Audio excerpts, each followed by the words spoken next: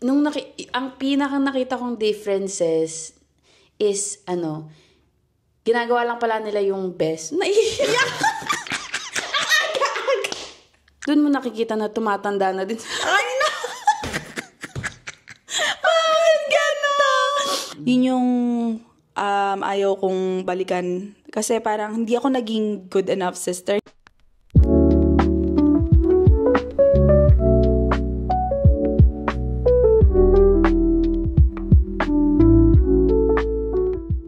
Hello mga mamshi. Welcome to our podcast, Caffeinated Motherhood.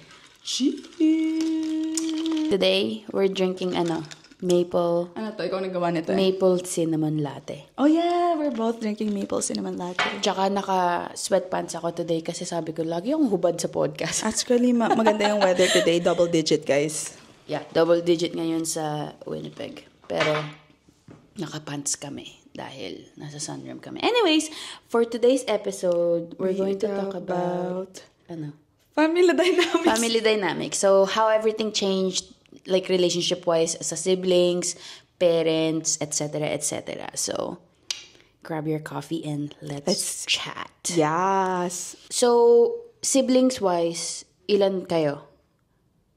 3. Pag sabi ba siblings, sasama rin ako. Ewan ko. Paano Sige. yun? Paano Sama mo iti-take na yun? lang. Sama mo na lang. How many siblings kayo? How many siblings? 3. Di 3. 3 kaming dalawa. And we're both panganay.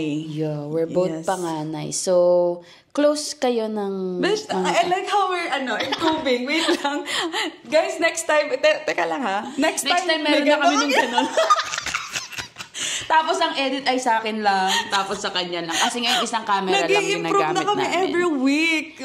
Dati, ganito lang. Ngayon, ganito lang. Ngayon meron na kaming parang microphone. Mamaya may improvise na kami ganun. Trevor Lou. Okay, anyways, Close kayo ng siblings nung mo? siblings... Pre-baby ha, pre-baby. So, kaming magkakapatid, hindi kami masyadong close ng sister ko. Yung brother ko parang, so-so. Dito na kasi lumaki si Romer.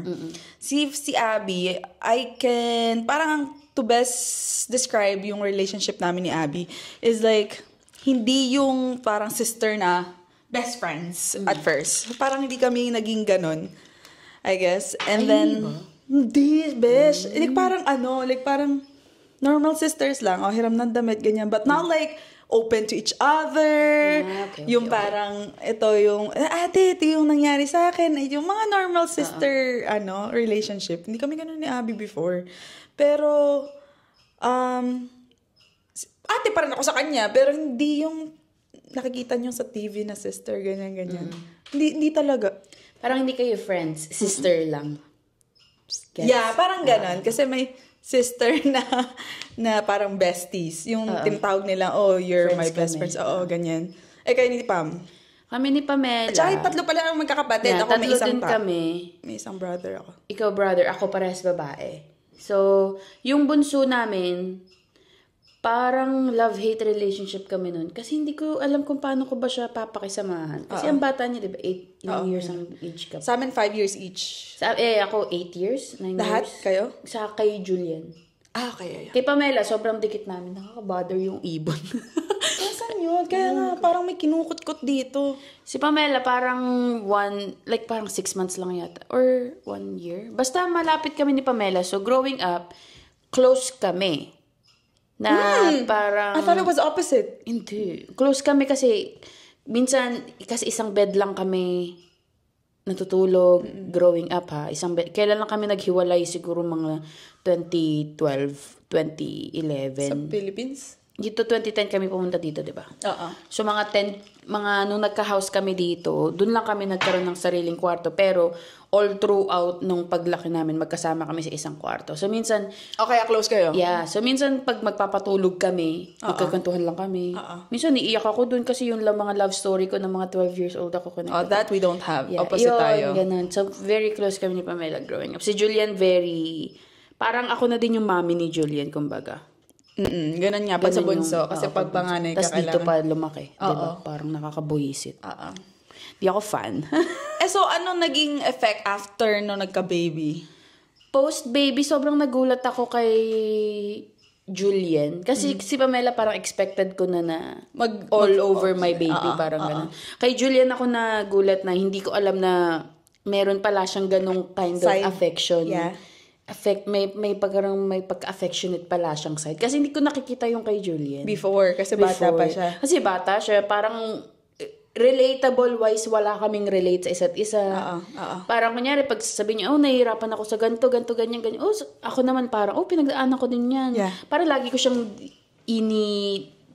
hindi ko siya laging vina-validate yung nafe-feel niya. Totoo. Kasi lagi ko sinasabi, napagdaanan ko din yan, hindi naman ganyan. Parang ganun yung kina-compare. Pero si Pamela is very, alam ko na mahilig kasi siya sa bata. So, ina-expect ko sa kanya is like, syempre mamahalin niya yung anak ko.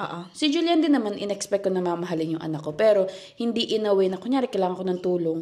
Hindi mo alam na talagang effort yung bunso sa'yo. Nagpunta ka dito, okay ate. Yan, punta ka dito, may gagawin. Okay ate. Ganun, talaga. Yun talaga yung nagbago. Kasi parang iba yung before Oo. So, ngayon medyo nagsasoft-soft na ako kay, kunwari, aalis na siya. Okay, good night, ingat ka. Okay, thank you, baby. Yung magkikis, mag-hug, yung parang nag-soft yung puso mo sa kanya. Oo, kasi matigas puso ko sa kanya. Akala ko si Pam, nung pinag-usapan natin na we're gonna have this topic, ang iniisip ko, si Pam? Oo. Hindi ko inakala na si Julian yung ganyan.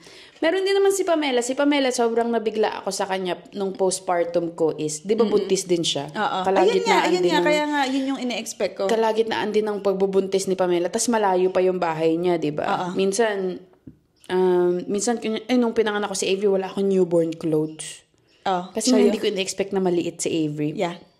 Siya yung talagang nagra-run everywhere para hanapan si Avery ng newborn clothes. Buntis Kahit buntis. Tapos, late nang uuwi kasi magbabantay saglit kay Avery, ganyan-ganyan. Tapos para makakain, makapahinga, or like company lang, mga ganun. Yun. Doon ko siya parang, kumbaga ko ilalagay ko yung sarili ko sa shoes niya, parang hindi ko gagawin yung effort na yun, ng buntis. Siyempre, pagod ka. Ikaw din may sarili kang ka needs. Naman. Parang hindi, kumbaga, like, kumparahan lang ng effort. Kung kilala ko kasi sarili ko very ako, my needs first. Before type of anyone girl. else. Oo, parang ganun ako Yung kapatid ko is very, si ate ganito. Kailangan ni ate ng ganito. Kunyari, naubusan ako ng liner. Go everywhere ako para makakuha ng liner. That's so parang ganun. fine. So, nabigla ako sa mga effort ng mga kapatid ko, which is like, nakaka-wide opening na dapat pala binavalue more ang binavalue ko more. Oo. Ako din, ganyan din ako kay Abby. Kasi parang, nung nagkaanak ako, lalo ko na-realize yung effort niya ginawa sa akin. So, parang yung bond namin naging stronger, softer, and then, like, parang, hindi ko inaakala na, parang naging deeper. Oh my gosh! Okay. Besh! Puta! Taga muna ito. Kala ko na, may spider. Anasin mo, Besh. Nasaan ba? Alis ka nga. Patayin mo. Ba't nalipad ba yan? Hindi. Yan na, okay na. Anyways, naman stronger. Na spider. Stronger? Anyways, kasi guys, hindi pa nalilinis ang sunroom. Bakit may, dito? Baka may bumagsak na naman. Katawa. Anong sinasabi? Stronger bond. Ayun, stronger Softer. bond. At saka deeper yung naging bond namin ng sister namin. Kasi parang mas more kami naging open sa each other. Like parang nung nakita niya yung podcast natin, siya, ate, ba't hindi mo ako sinabihan na ganun pala yung na-feel mo, ganyan. Kasi parang siguro to the point na hindi pa ako nandun sa yung bond ko sa kanya, siguro kasi ayoko siya madamay. Sa nafe-feel? Nafe-feel ko. Mas comfortable akong sa iba sabihan, na lang. Sa iba na lang. Kesa sa parang baka sa'yo, pag sinabi ko sa kanya, dibdibin mo. Dibdibin niya na masyado siyang mag-OA yung so parang in a way, parang mas gusto mo na lang i-open sa friends na hindi pe-personalin yung kesa dun sa, mo. kasi pag sister to sister, parang more on, problema mo din. Problema niya din. So, pag sinabi ko sa kanya, parang baka mamaya i-take niya na parang, shit, okay lang ba si ate? Alam mo yun, maabala ko pa siya. Yeah. Pero nag-open din naman ako sa kanya, but not in a way na yung ganun ka-deep na about dun sa mga postpartum stuff before. Pero pag mga personal stuff naman na mas more on kaming connected ngayon kaysa nung dati. Talagang yung transition talaga ng sister relationship nag-change talaga after mo mag-baby. Yeah. Diba? Yeah. Very different. Lalo is parang pag mommy din kayo parehas. Yes. Oo, paano kami kayo mommy ni parehas. Romer? Si Romer... Nag-change ba relationship niyo in a way? Actually, si Romer hindi. Wala. Hindi, wala. Wala siyang pake. Uncle lang siya, yun lang. Yun, iba talaga pag sister to sister, tapos mom na din yung sister. Iba pag babae. Oo. Iba pag babae talaga, auntie. Pero yung kay Romer, yung little brother ko, parang more on like, yung support here and there lang. Pero not so deep na katulad nung mga sister Julian, natin na ganon. And then, yeah. Wait. Kung may sister, diba? So, how about our parents? So, paano naging yung Now that they're, transition ng grandparents? parents. Hindi, excuse me guys. Ano bang relationship mo with parents mo prior? Very, ang aming relationship ng parents namin is like very barkada. Parang, diba? Very same tayo ng family.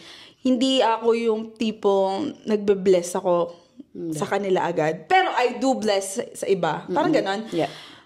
Parang pinalaki kasi kami na barkada kami. So, ang easy lang ng Transition. ng transition namin. Syempre, mas na-appreciate mo again. Na-appreciate mo after nagka-baby ka.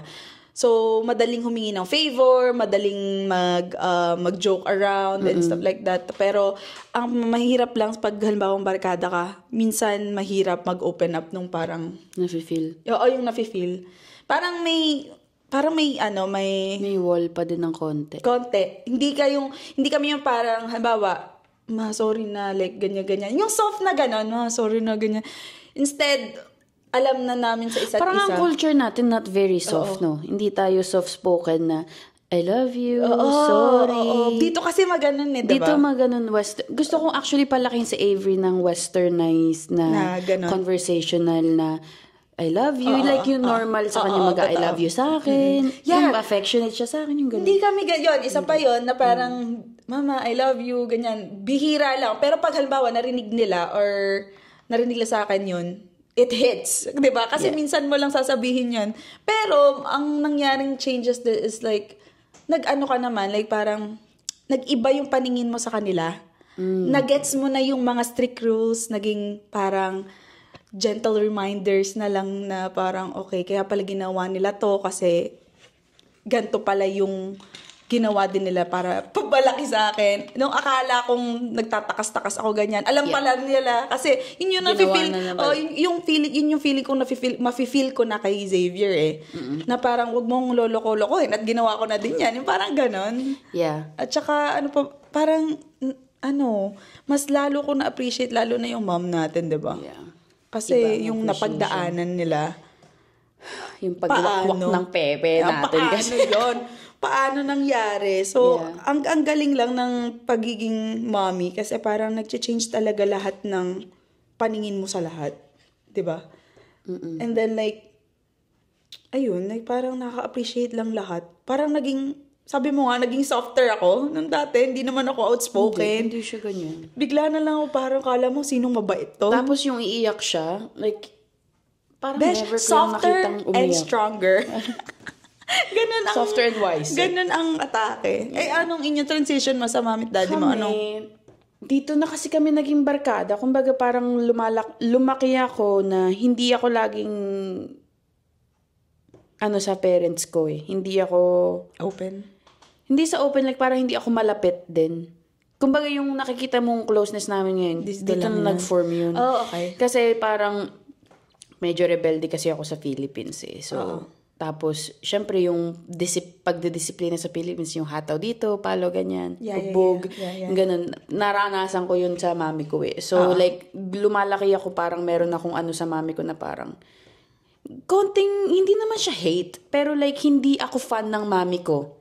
Kung paano ka pinalaki. Oo. Parang hindi niya ako kung may problema ko, hindi ako tatakbo sa nanay ko. Yeah. in a way, nung lumalaki ako Pero ngayon, nung mga few years before ako magbuntis, nag-change na yun kasi parang nung nagpakasal, nung humiwalay na kami sa ganyan, dun kami parang nakita mo yung step up. Naka ng form ng bond na pwede pala kami maging friends. Yeah. Tapos lagi ako naiirita kasi yung disiplina sa akin, ibang-iba sa pagdisiplina sa bunso namin. Kaya malayo din loob ko dun sa bunso. Kasi parang sa akin, parang bugbog, ganyan. Sa bunso, parang... may inggit. Oo, parang ganun. Lalo na 3 kayong magkakapatid na babae. Yeah, so ako parang, bakit siya ganyan nung palakihin, tapos nung pinalaki mo? Parang ganun, like parang...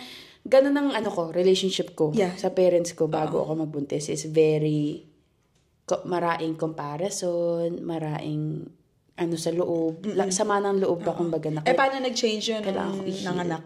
Nung nanganak ako, ano yung nakita mong differences? Ang pinakang nakita kong differences is ginagawa lang pala nila yung best. Naiiyak! Ginagawa lang nila yung best Ginawa lang pala nila yung best na alam nila kung paano ako palakihin dati. Like, parang hindi naman... Kasi ngayon, syempre... Putang inis ako naiiyak pag nakikita ka umiiyak. Hindi, kasi parang yun yung pinakang eye-opener sa akin na... Kasi nag-therapy ako, di ba? Sabi sa therapy ko nun, before ako manganak, kasi... ongoing parang ongoing healing ko na talaga yung relationship sa parents ko. Is this after nung... Before. Okay. Sabi nung therapist ko is like, you have to forgive them. You have to forgive them sa mga nagawa nila sa'yo because they were also trying their best. And you didn't get it at first. Sabi ko parang, doesn't make sense. Sabi ko, it doesn't make sense. Sabi ko, okay. Pero yun yung pinagpipilitan ng therapist ko is like, you have to forgive them for the past, you have to forgive them for ganito kasi they were just trying their best and hindi ka at peace kapag hindi mo sila pinatawad. Kahit hindi sila nanghihingi ng tawad in a way. Tapos sabi ko, doesn't make sense. Tapos nung nanganak na ako, parang... Nilook back mo yung sinabi niya? Oo, like parang, syempre, as your new mom ka, you're figuring it out, umiiyak anak mo, hindi mo alam gagawin mo, ganyan-ganyan. Doon parang nag-pour in sa akin lahat na, ganun lang pala din yung ginawa nila mami, figuring it out, trying their best in the best way na kaya nila. Ganun pala nila ako pinalaki din. Tapos, kunyari, kapag titingnan ko si Avery na mahal ko si Avery, naisip ko, mahal din pala ako. Na dati, iniisip mo na hindi ako love. Kasi kung love ako, bakit ako ang pasin? Alam mo yun? Totoo yun. That makes sense. Yeah, so parang sabi ko, bakit ganun? Like, so nung nanganak na ako, tapos pag yung care nila sa akin din, pagkatas ko manganak, like parang talagang hindi nila ako pinagluto. Sila talaga, daddy ko, pupunta dito kahit magda-drop off lang ng food. Talagang pupunta dito. Sabihin niya anong gusto mong kainin, bibili niya yun. Like, alam mo yun, ang laki ng jump ng yung pananaw mo sa kanila.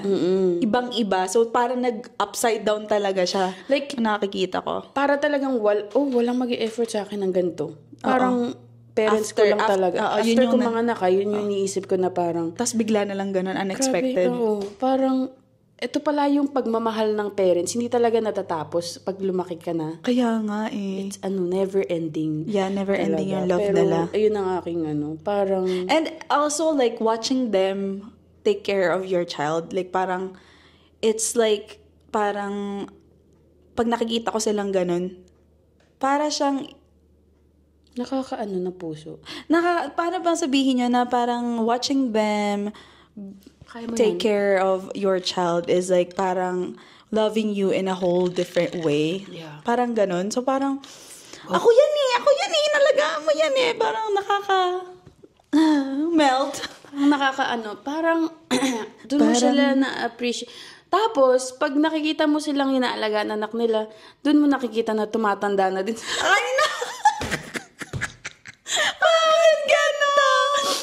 Parang ano ba yun? So, lagi ang dasal ko sa Panginoon sa gabi, Lord, sana po more years pa. Sana po healthy. Ako din eh. Like parang nung growing up na nanganak din ako na parang sinasabi ko rin everyday na parang, shit, sana healthy lagi sila. Lagi silang nasa prayers na sana healthy lahat. Si Mami Daddy, si Mama Papa. Tapos parang kailangan pa nila makita lahat nung mga apo niya. Ganyan. Tapos parang, ay, nag-iiyak na lang. Ang aga. Guys, 10 a.m. Hindi kasi pag tinitingnan mo yung buo, tapos biglang tingnan mo yung future. Yeah. Ang hirap na hindi ka maiiyak kasi parang, dahil bisit ako sa kanila noon. Tapos ngayon parang, ay, kailangan kong gawin lahat para sa kanila. Like parang ganun. Ayoko na silang maghirap. So parang ganun palang adulting talaga. Yeah. Tsaka ngayon parang, di ba dati, niloloko ko nga sila daddy kasi lagi kami nandun, di ba? Sabi ko, daddy, parang mas madami kayong nagagastos sa grocery ngayon kesa nung dito kami nakatira. Kasi nung teenager tayo, di ba, parang labas, friends. Ngayon, talagang come for circle. Sa akin ako at least, ang gusto ko ng ka-hangout parents ko. I mean, ko lang. Yun din yung nasa isang list ko din, Besh. Yeah. Like parang, let's say, friends and family. Hindi ko naman sa parang lagi gusto kong i-hangout. Gusto ko sila lang i-include na. Kasi before, wala, ayoko. Pag may gathering lang.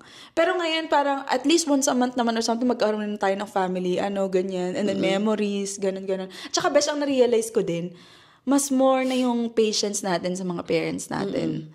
Kasi parang yung times na, kung i-compare ko, kung nangyari tong situation na to, galit na ako eh. Yeah. Pero this time, iniisip ko muna, okay, I have to be more, parang kalma lang, okay lang yan. Hindi nila alam na ganito. So parang nag-hold back na ako ngayon nung sama ng loob ko para lang, intindihin ko na lang para okay na lahat. O kaya minsan talagang nag-step up ka na para to help them, to make it easier for them. Kasi hindi na nila alam kung paano yung easier way na ginagawa ngayong generation na yun, di ba?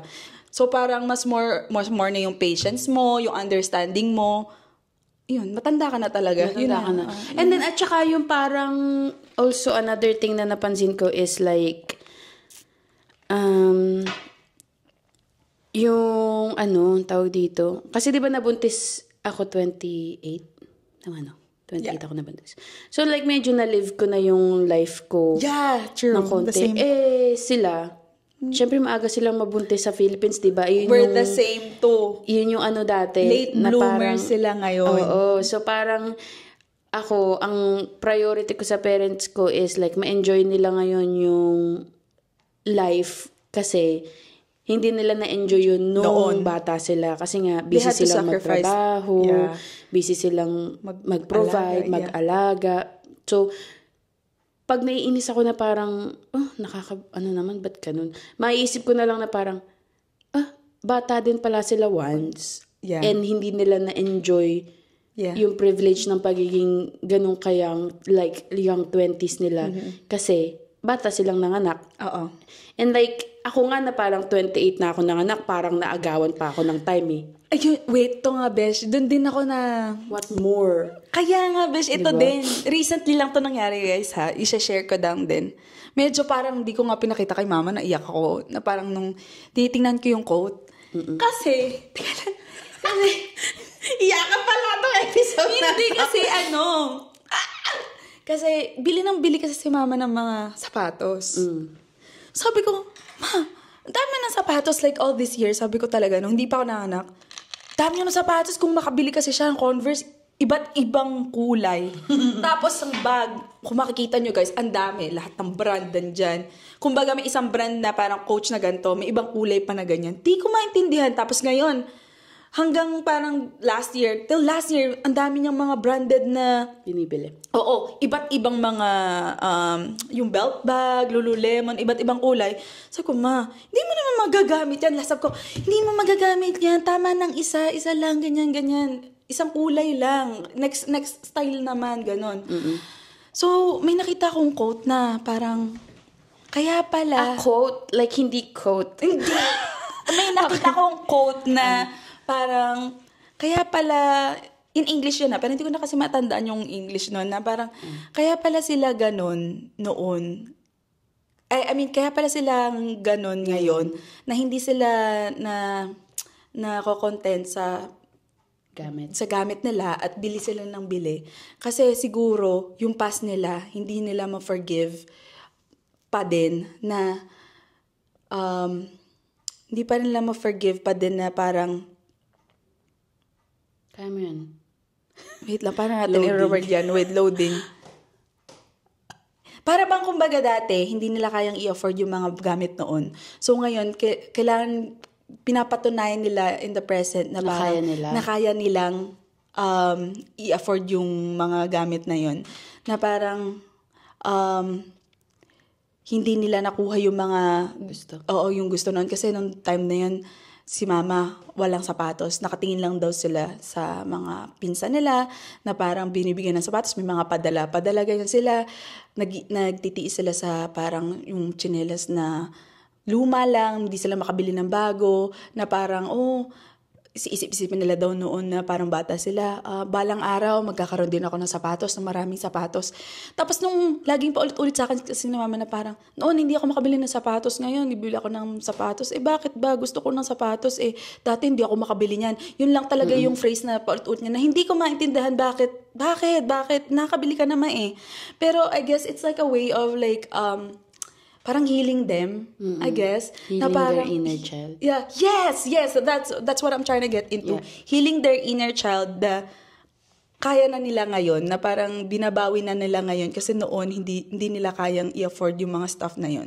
So parang binigay ko kay mama yung quote na ngayon, hindi ko nga alam kung na ano, pero binasa ko talaga yun sa kanya. Sabi ko, ma, naiintindihan na kita.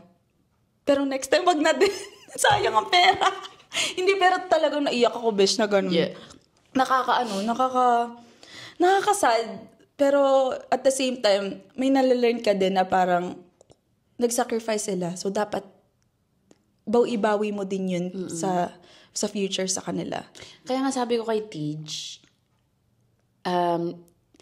sa Mother's Day hit different this year. Diba? Kasi parang gusto mo lang talagang ipamper yung mommy mo ng like parang sobra kang grateful. At feeling ko becoming a mom, more on like sobrang mas grateful na lang ako in all aspects ng buhay ko. Nung naging nanay. I think, mas naging grateful din ako sa lahat. Yeah. Na-value ko lahat ng... Pero more so like sa family ko. Yeah. Literal talaga, guys. Ang gusto ko lang ka-hangout ngayon, family ko. So mga friends, wag na kayong makikipag-hangout kay TJ, kay AJ. Sobra pa naman akong if you know me personally, sobra akong guard your space. Gusto ko mahanap talaga yun. Alin ba? Yun ba yung inaano mo? Ay, naghihiyakan na po kami dito. Anyways, mayroon akong next question kapag nahanap mo na. And okay, next question is boundaries-wise. Meron bang in terms of like boundaries, paano mo na sa parents mo na, kunyari, aalagaan nila si Sisi. Sasabihin mo na, dapat ganto, ganyan, ganto dapat. Meron, lagi ba silang sumusunod sa gusto mong pagpapalaki? Or meron ba silang china-challenge na, nung kami naman ganto, ganyan? I think, yeah. Siguro kasi sa kapapanood ko ngayon nung paano mag-alaga ng mga bata, may na-learn ako. Mostly kasi sila yung nag-guide nung una sa akin Kasi as in wala naman akong alam sa pagiging mom. Sila yung, ganito mo dapat hawakan yan, yung ulo, ganyan. Tapos, nung na mga 4 or 5 months, ganyan, na alam ko na kung paano mag-alaga ng bata. So, ako na yung parang nag-todo own research na parang ang daming nang lumalabas sa phone ko na, okay, ganito pagpapakainin. Halimbawa sa pagkakain, ganito besh. 'Di ba? Nag-grow sila parang okay papakainin mo tapos wipe kagad yung mukha. Hindi daw dapat kasi ganoon kasi imagine mo na lang na ikaw papakainin ko tapos gaganon-ganon ko yung mukha mo. Parang nakakainis. Nakakainis 'di ba? Para sabi nung iba, pag daw nagpapakain, sinabi ko sa kanila na wag niyong iwa-wipe yung baba ni Zizi kasi hayaan mong maranasan ng bata yun kasi isa yun sa ano yung sabi? Experience? Hindi, sensory okay. sensory chuchu ng mga bata na para malaman nila na they're eating kasi nag-explore pa sila and let them be messy. Kasi yung iba parang, di ba, kailangan wipe na kagad tapos super clean kasi malalaki yung anak mo na super OCD. Alam mo yung ganun? So, hayaan mong mag-explore yung bata muna kasi I don't think they know yung mga ganong bagay. Kasi social media wala pa noong time na yun eh. Miski yung mommy ni Franz, my in-law, sinabi niya sa akin na, dati, hindi namin alam na ganyan. Kasi wala na mga social media. Akala namin na pag gumaganto yung anak, na parang okay lang. Yung pala, pag pala gumaganon yung bata, part pala yun ng growing up. Yung mga ganon-ganon. So, parang malaki yung help ng social media these days na nag-i-spread na yung information about like growing up. So, whenever na nakakakita ko ng ganun, pinagsasabihin ko naman sila mama about it. And they take it like... Pero sumusunod sila. Sumusunod. Hindi kasi sila nag-challenge. They know na parang... Hindi sila nag-challenge, bish. Minsan lang na parang when they know something, sasabihin nila sa akin and then sasabihin ko din yung sa akin. And then we... Kakolaborate kayo mag-aano kami sa gitna. Compromise, kumbaga. Compromise, yes. Ayun, sa'yo, ganun ba din ang atake? Sa akin, oo. Kasi masaya lang ako. Kayo? Hindi, masaya lang kasi ako eh. Yeah. Diba? Masaya lang akong mami. Pero like, in a way na, kunyari, sa kiss, bawal i-kiss. Bawal i-kiss si Avery. Kasi wala dating ganun. Sasabihin ni mami, hindi mo naman alam kung ano nangyayari behind it. Sabi ko, mami, hindi ganun. Pag sabi ko sa yung ayoko i-kiss mo anak ko, huwag mo kiss anak ko. Sabi niya, ayan, sige na. So, ngayon parang, kahit, syempre, gusto mo din naman makiss nila ang anak mo. Pero like, nung baby pa kasi si Avery, tapos kasagsagan pa ng mga flu. Very talaga ako na parang no kissing, ganyan. Ngayon, pag nakakatakas si mami ng kiss, okay lang. Pero, nung dati, nung nagsiset ako ng boundaries ko na, bawal halikan anak ko, bawal ganto, bawal ganyan. Usually, sinusunod na lang nila. Siguro kasi nakikita nila stress na stress ako. Yeah. So, kaya hindi na nila ako, ka din. Hindi na nila ako china-challenge. Kahit kay Pamela, ganun na din ang ano niya, parang pag sinabi, bawal kita i-kiss kasi mami mo, ayaw kami i-kiss, ganyan. So, nung nagsaset ako ng boundaries sa kanila, tinetake naman nila. It was... Nung una, parang... Attack. Hindi naman... dapat i-kiss, ganyan. Paano maano immune? Yeah. Sabi ko, ayoko ano ko ba nanay? Gaganunan ko eh. Kasi yung parang ang bastos kong anak, di ba? Pero yung relationship namin ni mami parang ganun talaga eh. So parang siya, nung una parang, nung kami naman, very comparison siya sa nung kami naman. Pero nung tumatagal, siguro nakikita nila nung nasa stress ako kay pagpapalaki kay Avery na sobrang kasi anxiety ko. Doon na nila na bawal masyadong hawakan ng ganito, bawal i-kiss ganyan. Ako naman, kasi baliktad, kasi hindi, sila yung, I let them take over at first. Ako hindi ako nagpa-take over. Tapos yung yung patagal na. Ikaw na ang nagsaset ng rules. Na to, ako na nagsaset ng rules. Yeah. Nung, di ba, dahil mami na kayo pares ni Abby din. May times ba na kino-compare mo ang motherhood journey? For sure.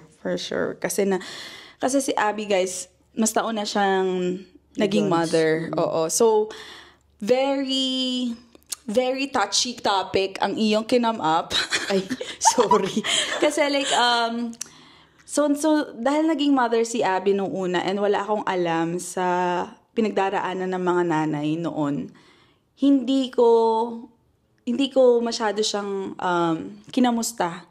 Yun yung ayaw kong balikan. Kasi parang hindi ako naging good enough sister. Hindi ko tinatawag na good sister ako sa kanya noong time na yun. Yun nga, sasabi ko, ang importance ng malaman ng iba kung ano yung pinagdaanan ng mga mother after giving birth. Kailangang mas more wide. Kasi ako naging isang biktima doon na parang hindi ko siya tinake as ganun ka laki pala ng epekto.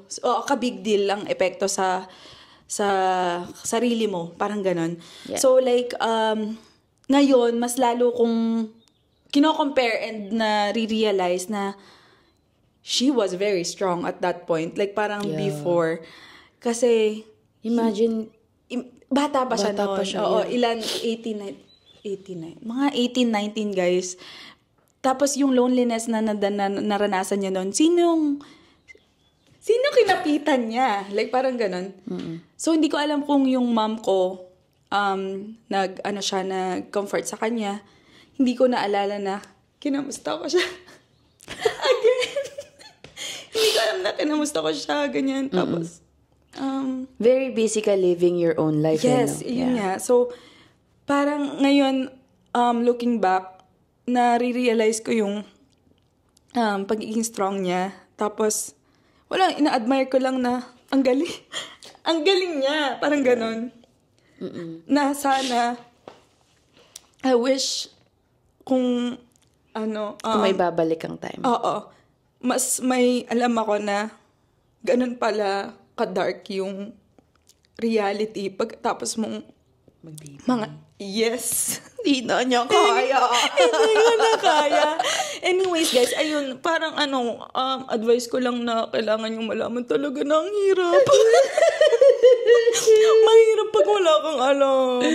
Kasi pag wala ka talaga alam, walang mangyayari. Hindi ka mag-make ng move. Ako, kung i-ask niyo yung parang before na namin, yung experience ko na nung nanganak si Abby, parang ako happy-happy lang. Ay, meron ako auntie ka na yun, auntie parang... ako, ganyan-ganyan. Tapos, ay, may Alea. Pero pucha, hindi ko siya pinakalaman. Ano yun? Para akong tanga. Ano yun? Parang, ang sama ko namang ate. Pero ngayon, gusto ko lang malaman yan, actually, na ngayon, bumabawi ako sa kanya. Parang full-on support talaga ako. And then, yun, habang nakikinig siya ng podcast na to, alam ko umiiyak siya. Kasi alam ko nakikinig siya. Sorry, Abby. Ayan, sorry na hindi ako hindi ako naging ate before. But, I can promise you na, MMK po pala to. I can promise you na maging ate ako more ngayon. Na, especially mom na din kami. And that's it for today's episode of Crying. Ayoko ng topic na yan kasi mali ko yun Pero yeah, I think ang doon, natuto na naman. So dapat kung sino man... You live and you learn. Kung sino man nakikinig dyan, na ayun, check up on your moms. That's very important. Kasi huwag kayong tutulad sa akin. Ayun. Yun lang, besh. Pinaiyak mo lang ako. Ikaw naman, pucha. Ang akin, motherhood journey namin, minsan nako-compare ko kasi si Pamela very happy siya sa postpartum. Hindi naman siya very happy in a way na... Kinompare mo ba yung bakit ang happy niya tas ako ito naghihirap? Oo. Halos kahit ngayon, kunyari, natatawa kasi lagi ko siyang fine-FaceTime kasi malayo bahay niya. Kunyari, FaceTime ko siya tapos aalagaan niya si Rome. Parang, iyak si Rome. Sorry na po anak. Tapos yung parang ganun lang siya na parang, ang graceful niyang i-handle yung, kahit hindi niya alam. Minsan makikita mo sa mukha niya, ate, bakit ganun ang iyak niya? Ganto ganyan. Pero hindi siya, kapag kinukumpara ko siya sa akin, parang, bakit ako parang sobrang galit ako? Bakit yung patience ko parang 1% yung sa kapatid ko? Like, 100% yung patience niya. So, lagi, comparing wise, lagi akong nag-aano na parang, bakit ako ganito? Bakit si Pamela ganito? Pero tinitake ko siya as though, kung kaya ng kapatid kong ganito, baka pwede ding itry kong ganito. Kumbaga, tinitake ko siya as guidance. Inspiration ko siya. Guidance ko siya na parang, baka dapat pag umiiyak si Avery, hindi ako magagalit. Magsusorry na lang din ako sa anak ko. Parang, sorry, anak. Okay. So, you learn from her. So, I learned from her sa journey niya. Compare. Which is nice kasi, ayun lang yung nice kapag sabay kaming nag-go through motherhood. Kasi nga, pwede kaming mag-take, kunyari siya, nakita niya na, si ate. Nagtutulungan kayo. So, siya sabihin niya, si ate sobrang anxious niya. Dapat yata hindi ganun. Yung kumbaga nakikita niya yung ko. Tapos balance. Tapos inaano niya yung style niya. Yeah. Parang may ganun na parang, ate, anong gagawin mo sa ganito? Sabihin ko sa kanya, ganito. Sabi, sige, tas gagawin niya kung anong gusto niyang gawin. Kumbaga parang nagsishare kami ng experiences sa isa't isa habang nag-go through it. Kasi mahirap sa'yo kasi matagal yung yung gap namin dalawa. Yung gap nyo ng pagbubuntis is very Guys, malayo. It took like freaking 5 years to understand what really is kung ano yun. And also like, parang, eto lang i-share ko lang sa inyo yung text niya sa akin nung before na pinakita ko talaga kay AJ. Sabi ko, besh, bakit ganito?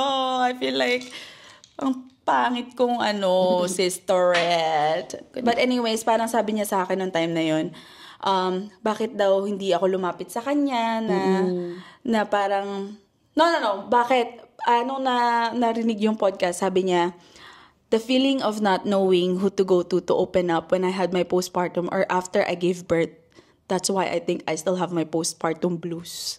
Sabi niya ganon sa akin. So sabi ko, ang sakit-sakit. Yeah. Pero we will try to heal that, sister. Yeah, kasi ang hirap kasi pag family mo kasi, sa culture natin kasi ang family natin is very, very hard in a way na hindi tayo very affectionate sa isa't isa. Lumaki tayo na yung effort ng magulang natin pagpapalaki sa atin is enough for us to tell us na mahal nila tayo. Pero hindi sila like parang, anak, I love you. Yeah. Anak, ganto ganyan. Anak, gusto mo ba ng ganto? Kumbaga, like parang just yung pagbuhay nila sa atin, yun na yung statement nila na mahal nila tayo. Yeah. Yun yung culture natin I think culture natin sa Philippines na. Parang ganun na yung culture talaga. Pero I feel like having a baby, yung relationship nyo is very nagiging soft. Kasi parang lahat, as in lahat, family. parang umaano kayo na parang, ikaw as a mom, parang nare-realize mo na, love pala ako, ganyan. Alam mo yung parang yung, ganito pala yung love na naramdaman nila, ganyan-ganyan. So, kasi nakapupunta ka na sa shoes nila, mas understand mo, mas na-open, mas na-open ang mind mo sa mga pinagdaanan nila, mas nagiging forgiving ka, mas nag-iiba yung perspective mo sa parents mo. Yeah. Kahit at least sa amin kasi hindi naman yata lahat. Lahat ganun. Ganun yung sa amin yun yung experience pero yun yung experience namin na nag-change after namin magka-baby. Yung family dynamics namin is a lot closer, more grateful. And parang iyon yung nung nagka-baby ako, dun nag-ano sa sarili ko na, kahit pala pamilya ko lang meron ako, okay na ako. Totoo. Very content. It makes you very content. Yes. Yeah. Ako, content lang. Content creator. Content and, anong ba tawag pag-appreciate? Hindi. Appreciative? Yun, appreciative. Ito, dinadali kasi ako ng emotions at saka ng kape. Yeah. Pero last question. What, ano ba yung last question natin? About strength? Ano yung nagbago sa strength mo after all this transition? And ano yung na-learn mo about your strength? Your shortest answer for that question. Candidate number 1. Thank you so much for that. Ano ba ang tinanong mo sa akin? Hindi ko ma-process yung tanong. What's something you've learned about your own strength through all these shifts? What's something I learned about my strength through all these transitions? Ako siguro ang pinakang na hindi ko alam na meron ako is, excuse me guys, siguro, ang hirap naman ng tanong. Tinanong mo yan, sa akin, tama sa ako. Sige, ako muna pinaka-shortest answer ko nung nakita ko yung strength question na yon is, kasi nag-review kayo, no? Ako nag-send lang kasi ako ng questions, di ako nakapag-review. Kasi guys, nag-review kasi kami. Sa Ate Che kasi kailangan yung mag-review or else wala siyang masasabi. Eto, yung sa own strength to, di ba that I can do it alone, pero with the village and the family that I have, mas better. So, in a way, I'm strong, but I'm more stronger when I'm with them. So, ibig sabihin, parang for me, nung na-reflect ko yun, malakas ako, pero hindi pala ako ganun kalakas pag wala sila. May weakness din pala ako. Kasi, this time kasi parang all this time coming out, I'm a strong person I don't need them. Okay lang magpasaya sa sarili ko. Okay lang pag sad ako, okay lang I'll just touch ako. myself. Okay lang. So, parang na-learn ko all this transition talaga na parang hindi ko pala kaya na mag-isa lang. Although, kung wala naman sila, kaya ko, kakayanin ko. Pero mas maganda pala pag nandyan din sila. Kumbaga, ang strength mo is learning, biggest strength mo na natutunan is learning how to ask for help. Kasi yun yung mas madali. Actually, yun din. And also na parang na-learn ko sa sarili ko na hindi pala ako ganun kalakas. I think that's a way of saying it. Malakas ako pero hindi pala ako ganun kalakas pag wala sila.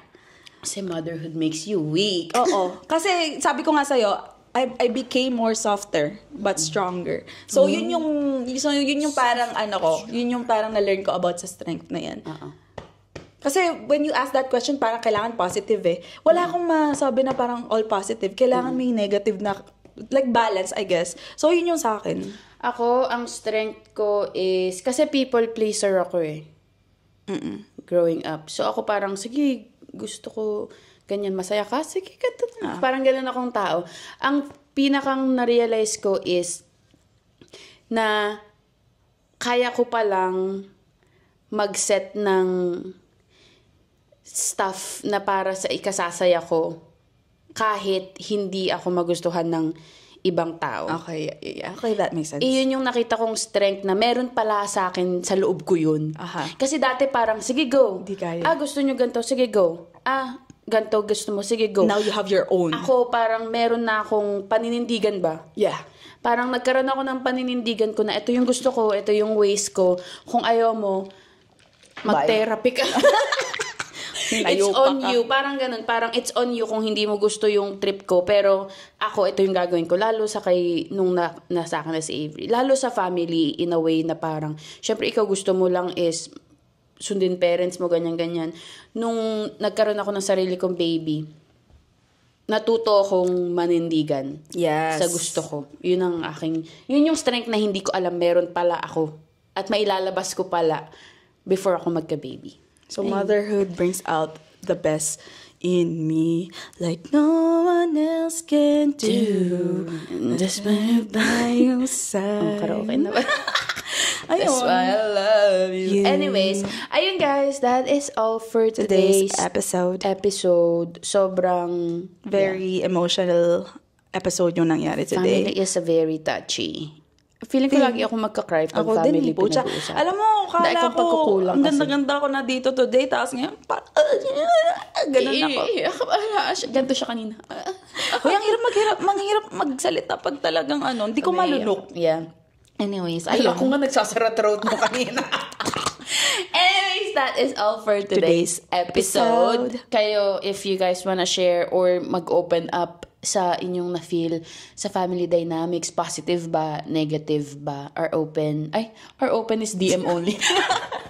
Our DM is always open to connect. Gusto nyo ng kausap. Yeah, connect. Thank you for all your feedbacks and all your thoughts at talagang nakakakilig lahat ng mga sinasabing nyo. Thank you for our listeners. Thank you. Meron palang napupuntahan yung daldal namin. So, mas okay pala to kaysa nagiinom kami ng till 4 a.m. Oo nga eh. Yeah. Iba na talaga pag tumatanda. Yeah, iba na talaga kaya ang buhay mag-anak natin. na kayo, guys. Sabayan nyo na kami. Sige na, alis na kami. Anyways, that is all for today's video. Ay, hindi pala to video. Episode. Podcast. Don't forget to follow our social media on Instagram, and then there's YouTube. Pag minsan wala yung video namin sa Spotify, then nasa YouTube yun. At naiyak na ang aking baby. So, I gotta go, okay? But we'll see you guys on the next one. The next episode, we're gonna have our partners with us just so para mabigyan kayo ng partner's perspective as well. Yes. Bye. Bye.